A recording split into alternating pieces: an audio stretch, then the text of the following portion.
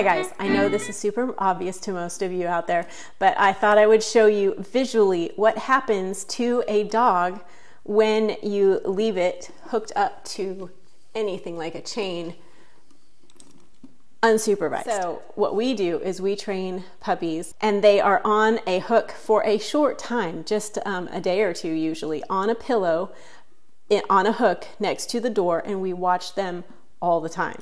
And the reason why you have to keep an eye on them when they're on a chain and hook is so that they don't hurt themselves.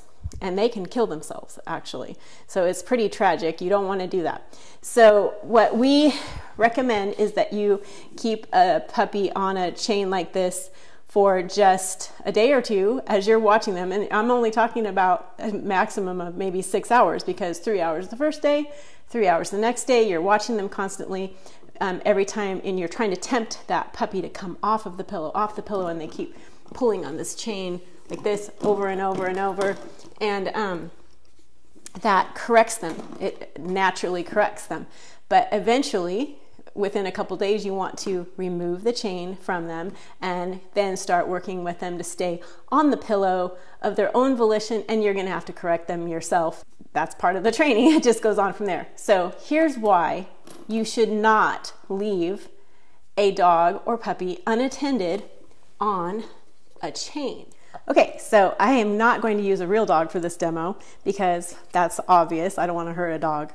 So all I have is this little chew toy. It's the only toy I could find in the house that was an animal, because we don't have young kids anymore, and we have lots of chew toys and dog toys.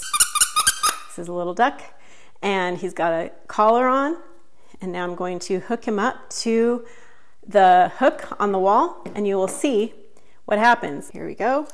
Okay, here's our pretend puppy hooked up to a chain to its collar on the wall. What happens with puppies and dogs who are not used to this and aren't trained, they start getting frantic. They're jumping up and down, they're pulling. They do a lot of this. They put their head down and just pull like that. They get all worked up and they start turning, spinning. See how the collar is getting tighter and tighter and constricting? Sad but true. This is how dogs and puppies get killed. They strangle themselves when they're stuck on a chain for an unsupervised time.